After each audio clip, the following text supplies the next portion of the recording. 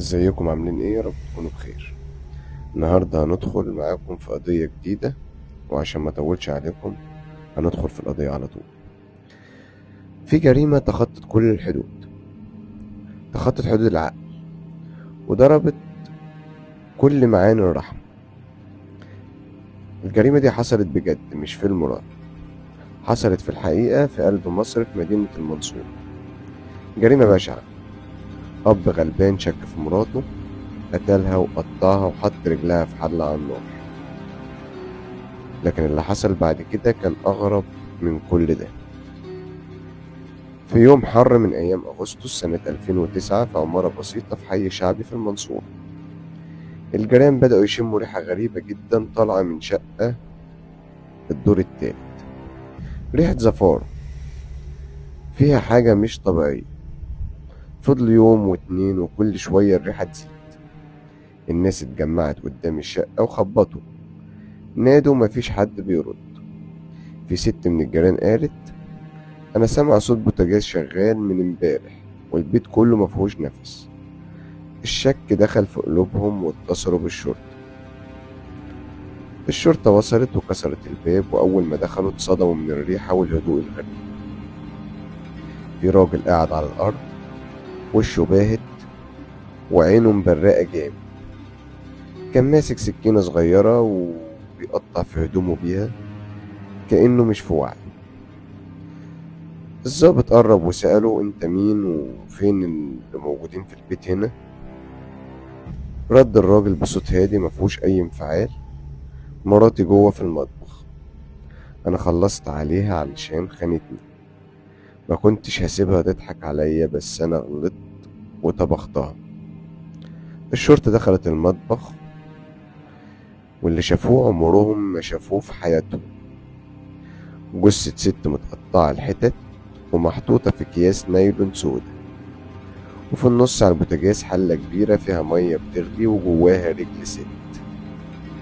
الريحة كانت كريهة جدا، والشرطة اضطرت تطلع تتنفس بره عشان تعرف تستوعب اللي بيحصل.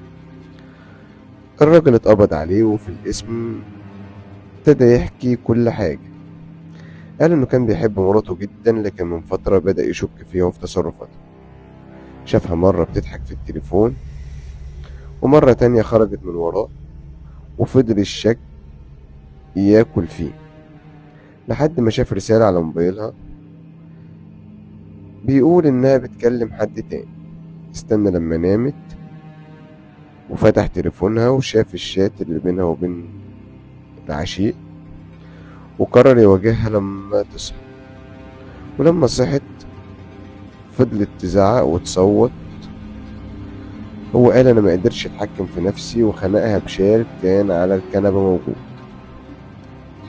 وقعد فوقيها لحد ما مات. قال: ساعتها كنت حاسس بحاجة جوايا بتتحول، كنت عاوز أختفي بيها، أقطعها وأطبخها. حسيت إن عايز أمتلكها للأبد. الشرطة قررت تعرضه على لجنة من أطباء النفسيين، والتقرير اللي طلع كان صدمة للنيابة. الراجل مش مجنون، وعنده إدراك باللي عمله، لكنه بيعاني من اضطراب ضلالي، وده نوع من الأمراض النفسية اللي بتخلي الشخص يصدق أوهام على إنها حقيقة. يعني هو فعلا صدق إن مراته خانته، وصدق إن الحل إنه يمتلكها للأبد، حتى لو ده كان عن طريق القتل والأكل. الجيران اتصدموا من اللي حصل، وقالوا عليه إنه كان راجل محترم وغلبان وطول عمره في حاله، وإن مراته كانت ست هادية وست بيت عادية جدا وملهاش في المشاكل. واحدة من الجيران قالت إن شافتهم سوا قبلها بيوم بيشربوا شاي في البلكونة عادي، وكانت هتطلع تسألهم عن حاجة، بس اللي حصل تاني يوم كان كابوس من كوابيس الأفلام. الراجل اتحكم عليه بالسجن المؤبد، واتنقل لسجن مشدد في طرق. لكن لما حد من الصحفيين راح زاره قال وهو بيبتسم كأنه فخور جدا باللي عمله: السؤال المرعب هنا، ايه اللي يخلي إنسان عادي، زوج أو أب، يتحول لوحش بالشكل ده؟ هل الخيانة لوحدها كفاية، ولا كان في شيطان ساكنه حرفيا؟